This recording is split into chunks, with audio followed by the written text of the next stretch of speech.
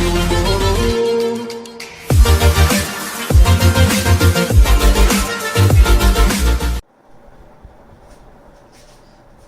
everyone, I hope you all are doing insanely good. So it's time for lecture number 22 of electrostatics, which is about capacitance in series and capacitance in parallel. बहुत ज़्यादा important lecture है, तो एक एक चीज़ ध्यान से सुनना और नोट करना. इसके ऊपर न्यूमेरिकल्स इतने आएंगे, इतनी ज़्यादा प्रैक्टिस करनी पड़ेगी कि आप सोच भी नहीं सकते हो कि ऐसा कोई एग्जाम नहीं है जिसके अंदर इसके न्यूमेरिकल ना आए. Right, let's start with the capacitance. The capacitance की अगर मैं बात करता हूँ, capacitance, what is basically a capacitance?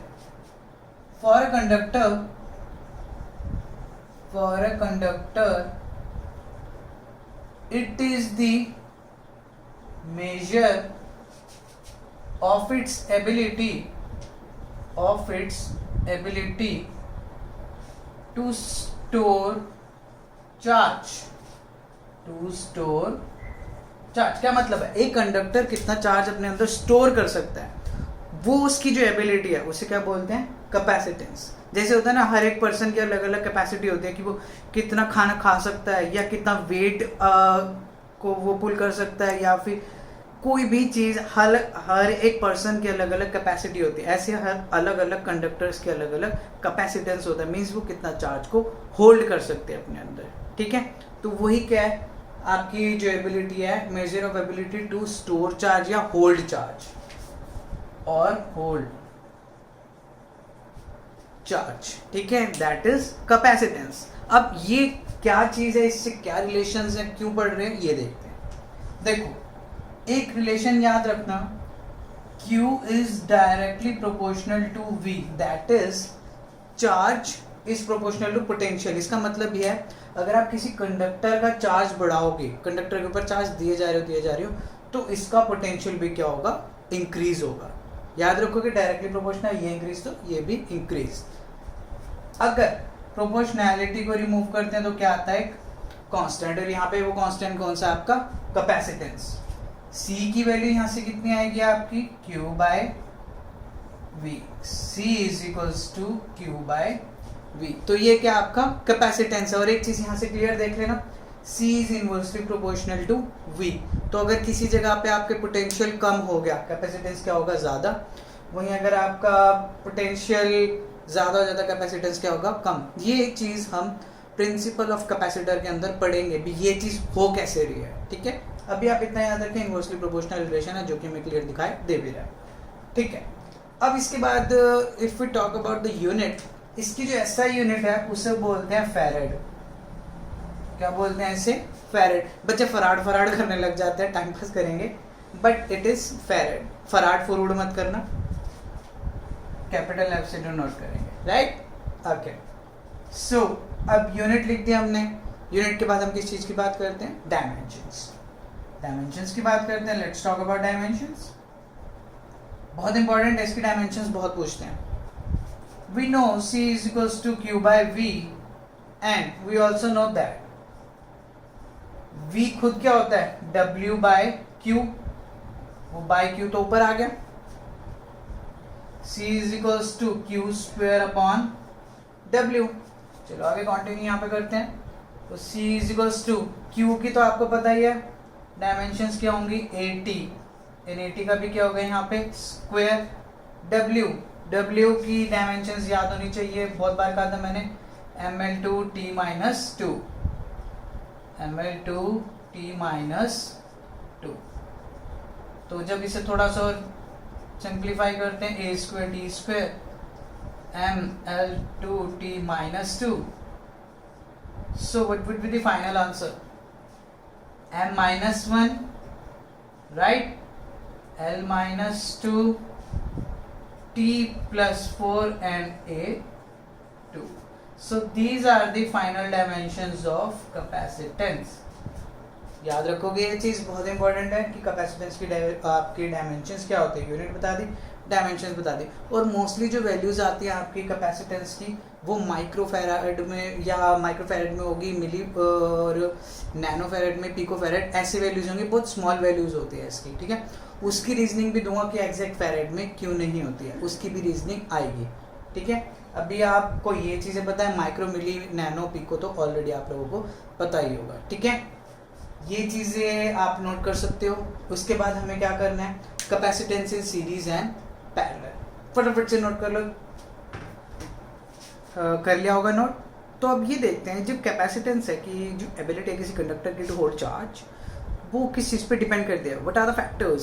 So factors, कौन कौन से फैक्टर्स हैं जिस पे आपका कैपेसिटेंस डिपेंड करता है, factors on which see depends. देखो 4 फैक्टर लिखने हैं इसके। First is size of the conductor, size of the conductor पे डिपेंड करता है ये। शेप ऑफ द कंडक्टर पे भी डिपेंड करता है ये। Third is nature of surrounding medium, कि किस मीडियम में पड़ा है वो। बहुत सारी चीजें आएंगी अभी, अलग अलग टाइप की इसके अंदर, कभी कंडक्टिंग स्लैब, कभी डाइलेक्ट्रिक स्लैब, कभी कुछ, सब देखेंगे। और एक आता है इसका surrounding conducting bodies, surrounding conductors बोल सकते हो आप, सराउंडिंग कंडक्टर्स, कि इसके आसपास और कौन कौन से कंडक्टर्स आपके पड़े हैं। So these are the 4 factors on which your capacitance depends, ये याद रखने हैं। और एक चीज आप देख रहे हो यहाँ पे, जो चार्ज है किसी कैपेसिटर का या किसी कंडक्टर का, कि जो Q है वो Q के ऊपर डिपेंड नहीं कर रहा है। ये चीज़ आपको याद रखनी होगी, Q के ऊपर डिपेंड नहीं कर रहे, ये फैक्टर्स हैं जिसके ऊपर वो डिपेंड करता है। याद रखनी है ये चीज़, ठीक है। ये 4 फैक्टर्स है, ये अपने दिमाग में बिठा लो, ठीक है। उसके बाद अगर मैं बात करता हूँ, सीधा हम आते हैं मेन टॉपिक पे, that is capacitance in series. बहुत सारे टॉपिक्स हैं और इंटरेस्टिंग है। कैपेसिटेंस में से बहुत सारे क्वेश्चंस आते हैं, बहुत सारे questions. So capacitance in series बहुत सिंपल है कि कैपेसिटर सीरीज में है, तो कब बोलेंगे कि वो सीरीज में, क्या है इसकी रीजनिंग होगी, एक्सप्लेनेशन होगी, वो देखते हैं।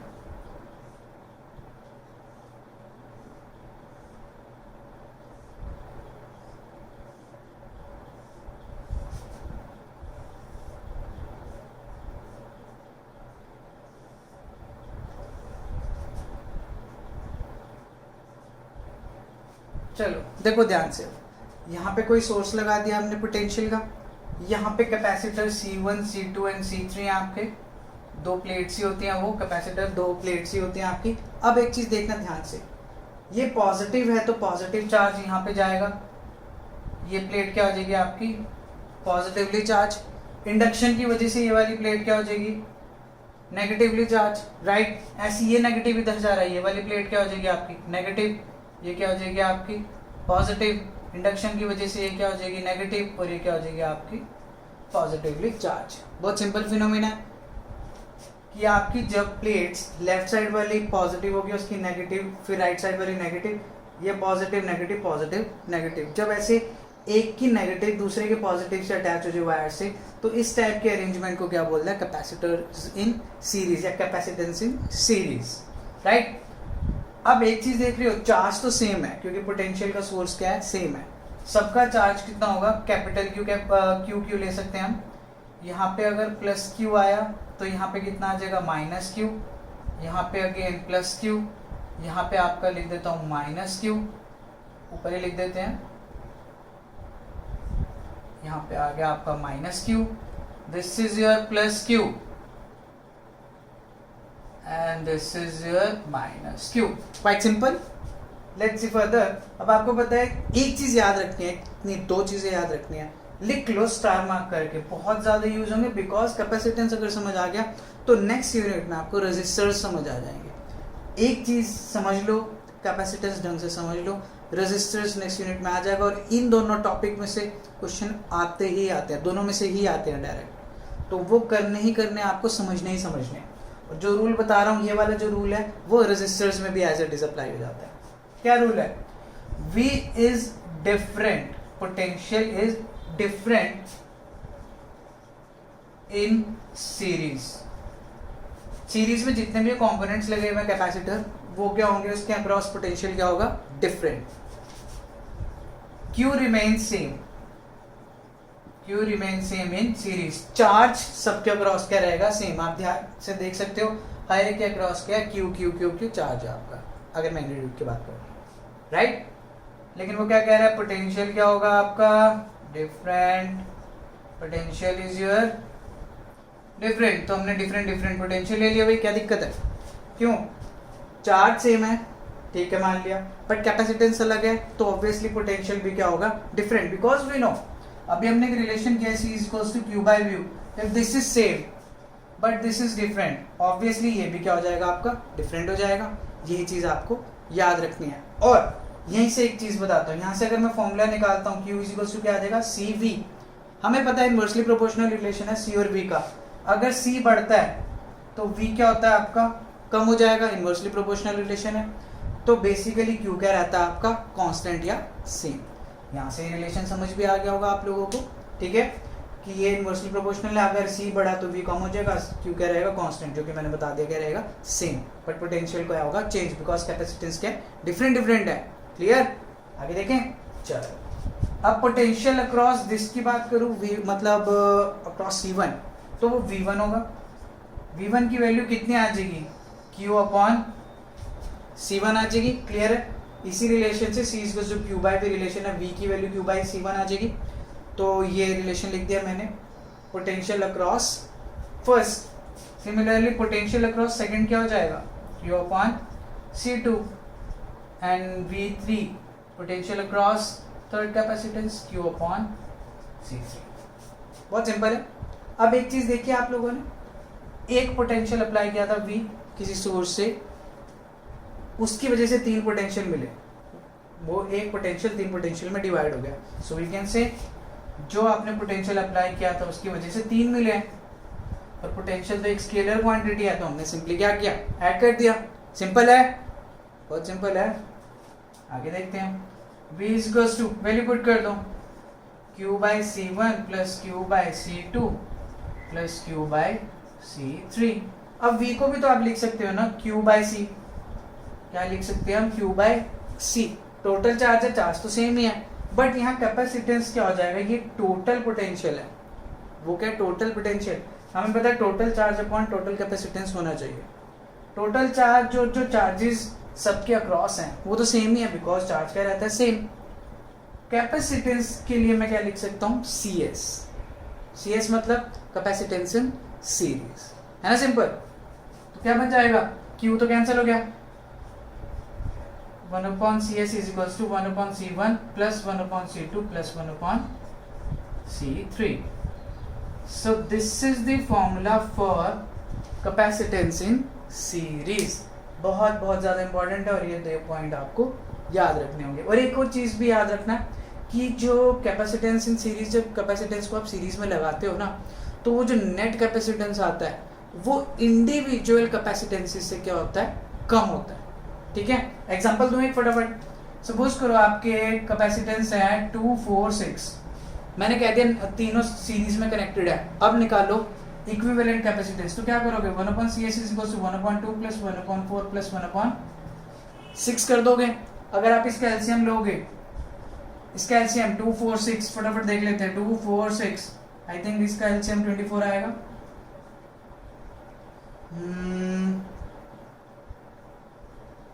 12 आ रहा है, ठीक है। 12 इज द एलसीएम, 12 या 6 प्लस 3 प्लस 2, ऐसा कुछ आ गया। फाइनली आंसर कितना आएगा, अगर आप जब क्रॉस मल्टीप्लाई करोगे 1 upon CS is equals to 11 upon 12, तो CS की वैल्यू कितनी आ रही है, 12 upon 11। देख रहे हो एक चीज, क्या देखना है, यूनिट पे लगा दो चाहे फैरेड। जो रिजल्टेंट आया सीरीज में कनेक्ट करने के बाद, वो उन तीनों से ही छोटा है, तीनों से ही छोटा है। ये चीज मैंने आपको बोली हुई थी, राइट। सो ये कर लो आप नोट। इसके बाद करते हैं हम कैपेसिटेंस इन पैरेलल, जो कि इससे भी इजी है। डू इट फास्ट, आगे करें। Now it's time for capacitance in parallel. Parallel में क्या होगा, बहुत सिंपल है। कैपेसिटेंस इन पैरेलल देखो पैरेलल का क्या लॉजिक है, सीरीज में हमने देख लिया, सीरीज में कब बोलते हैं जब एक कैपेसिटेंस की नेगेटिव प्लेट दूसरे की पॉजिटिव से हो, फिर ऐसे ऐसे चलता रहे नेगेटिव पॉजिटिव, तो वो कॉम्बिनेशन क्या होता है आपका कैपेसिटेंस इन सीरीज। लेकिन अब क्या कैपेसिटेंस इन पैरेलल, उसमें क्या होता है कैपेसिटेंस इन पैरेलल में, ये चीज थोड़ी ध्यान से समझ लेना।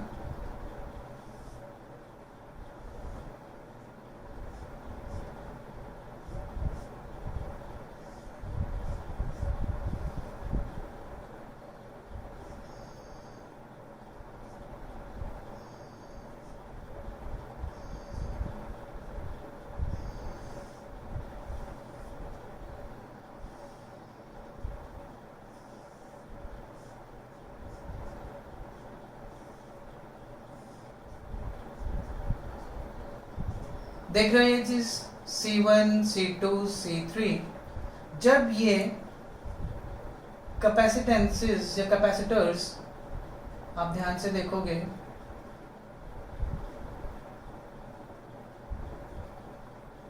सबकी पॉजिटिव प्लेट एक पॉइंट से अटैच है, let it be point A, और सबकी नेगेटिव प्लेट एक पॉइंट से अटैच है बी से। पिछले वाले में तो ऐसा नहीं था, एक की पॉजिटिव से अटैच थी दूसरे की नेगेटिव अलग थी, तो वो अलग अलग केस बन रहा था। इसमें पॉजिटिव वाली सेम से अटैच है ए पॉइंट से और नेगेटिव वाली बी पॉइंट से। तो कोई बोले कैपेसिटेंस पैरेलल में कब होते हैं, जब आपकी एक साइड की प्लेट्स आपकी पॉजिटिव टर्मिनल से सेट होती हैं, एक मतलब कॉमन पॉइंट है उनका पॉजिटिव वाला, ऐसे ही कॉमन पॉइंट है आपका नेगेटिव वाला, तो वो क्या होते हैं आपके पैरेलल में कनेक्टेड। और वही मैंने बोला इंपॉर्टेंट पॉइंट, फिर से दो इंपॉर्टेंट पॉइंट जो कि आपके रेजिस्टर्स में भी काम आएंगे, राइट। वो दो इंपॉर्टेंट पॉइंट क्या है, just reciprocal of previous ones. उसमें क्या था, पोटेंशियल क्या था, डिफरेंट। इसमें पोटेंशियल क्या होगा, V is same, V is same across all the capacitance, लिखने की जरूरत है, V इज सेम याद रखो बस, और Q इज डिफरेंट। अब Q क्या हो जाएगा आपका, डिफरेंट हो जाएगा। चलो Q, क्योंकि क्या होगा यहाँ से जो भी चार्ज जाएगा वो अलग अलग डिवाइड हो जाएगा। यहाँ से सपोज करो आपका Q चार्ज जा रहा है, आपका यहाँ पे Q चार्ज है, तो यहाँ पे आ गया आपका Q1, यहाँ आ गया आपका Q2, और यहाँ पे क्या आ गया आपका Q3, ठीक है, ये चीज़ आ गई है। अब हमने पिछले क्या यूज़ किया था, एक चीज़ याद रखना, बच्चे ना डेरिवेशन करनी भूल जाते हैं। डेरिवेशन का एक सिंपल मेथड याद रखो कि कौन सी चीज़ डिफरेंट है उसी का यूज़ करना है। पिछले में डिफरेंट क्या था, पोटेंशियल, तो मैंने क्या ले लिए थे, तीन potential V1 V2 and V3। याद रखना डेरिवेशन करने का तरीका यही है, कौन सी याद रखो बस, कौन सी चीज़ डिफरेंट है, वही दो पॉइंट, बस ये दो पॉइंट याद रखो, पूरी डेरिवेशन याद आ जाती है। पिछले में क्या डिफरेंट था, पोटेंशियल, यूज़ क्या किया था मैंने, potential V1 V2 and V3, फिर ऐड कर दिया, फिर तो उसके बाद कुछ बचता ही नहीं है। अब दिमाग चलाओ, इसमें डिफरेंट क्या है, क्या डिफरेंट है, चार्ज, तो मैं किसका यूज़ करूँगा, चार्ज का। चलो फिर charge across first capacitor Q1 is equal to क्या लिख सकता हूँ, C1 इंटू V, ठीक है।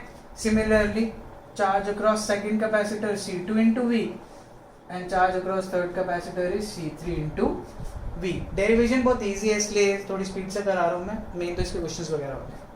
अब आपको पता है जो नेट चार्ज है, जो आपका नेट चार्ज है Q नेट, वो तीन पार्ट में डिवाइड हो गया। कौन कौन से थ्री पार्ट्स में डिवाइड हुए, जो Q था वो Q1 Q2 एंड Q3 में डिवाइड हुआ। तो मैंने ये कर दिया, जैसे पहले पोटेंशियल का क्या था, सेम चार्ज के साथ कर रहे हैं, बस बाकी कुछ भी डिफरेंस नहीं है। अब यहाँ पे मैं लिख सकता हूँ Q is equals to C into V, यहाँ पे लिखूंगा C1V, यहाँ पे C2V प्लस यहाँ पे C3V। बस एक चीज़ देखने वाली है, पोटेंशियल तो सेम है, कैपेसिटेंस यहाँ अलग अलग है, कैपेसिटेंस अलग है। यहाँ पे मैं लिख सकता हूँ जो टोटल है, क्योंकि यह टोटल चार्ज है तो कैपेसिटेंस भी क्या होगा, टोटल होगा। मैंने P लगा दिया, P मतलब capacitance in parallel. V cancel out हो रहा है, क्लियर, बचेगा क्या, Cp is equals to C1 plus C2 plus C3, खत्म। है कुछ इसमें, मैंने कहा था ना पैरेलल वाला और ज़्यादा आसान है ना, बहुत सिंपल, बहुत इजी है। रेजिस्टर समझ आ जाएंगे अगर ये ढंग से आप समझ लेते हो, अगर नहीं समझ आए, वैसे तो समझने वाला बहुत ज़्यादा कुछ था भी नहीं आया तो एक बार रिवाइंड करके दोबारा देख लेना, पॉज करके इसे नोट भी कर लो। लेकिन उससे पहले मैं एक चीज़ बता देता हूँ आपको, जो कि क्या है, मैंने अभी बताया था सीरीज़ में क्या होता है कि आपके जो रिजल्टेंट कैपेसिटेंस आता है, बड़े सारे कैपेसिटर्स को सीरीज में लगा के, वो इंडिविजुअल कैपेसिटर्स से या कैपेसिटेंसेस से की वैल्यू से कम होता है। लेकिन इस केस में क्या होगा, जो रिजल्टेंट आएगा वो क्या होगा, ज़्यादा होगा। बहुत सिंपल है क्योंकि सिंपली ऐड हो रहे हैं। एग्जाम्पल ले, सेम एग्जाम्पल लेते हैं 2 4 6, तो CP कितना आ जाएगा 2 + 4 + 6, हो गया ना आसान, कितना आया 12। तो याद रखना जो भी रिजल्टेंट आएगा पैरेलल केस में वो इंडिविजुअल कैपेसिटेंस से हमेशा ज़्यादा होगा। सीरीज में क्या हुआ था, जो भी रिजल्टेंट आया था वो इंडिविजुअल कैपेसिटेंस से कम था, किसी से भी ज़्यादा नहीं हो सकता वो, ठीक है। So this was about your capacitances in series and capacitances in parallel. Next lecture में हम पैरेलल प्लेट कैपेसिटर की बात करेंगे और शायद आपके स्फेरिकल कैपेसिटर की बात कर सकते हैं, और capacitance when a dielectric conducting slab is placed between the capacitance, तो उस केस में कैपेसिटेंस में क्या चेंजेस आएंगे, तो वो चीज़ें भी डिस्कस हम कर सकते हैं। बाकी देखते हैं नेक्स्ट सेक्शन में क्या करेंगे। आई होप आप लोगों को ये चीज़ समझ आ गई होगी। लॉकडाउन को फॉलो कीजिए, स्टडी करते रहिए। अब एग्ज़ाम की डेट्स तो अभी कुछ कह नहीं सकते हैं, सिलेबस चेंज के बारे में भी अभी कोई नोटिफिकेशन नहीं है। जेई की और नीट के एग्ज़ाम्स की डेट्स आ चुकी हैं आपके, जो कि आप देंगे +2 जिन्होंने कर ली है या ड्रॉपर्स भी हैं, तो उसका लिंक भी मैं डिस्क्रिप्शन में प्रोवाइड कर दूंगा, आप लोगों को ज़रूर देखें और अपना ध्यान रखें। Thanks for watching, I really appreciate your time. All the best, take care and bye bye.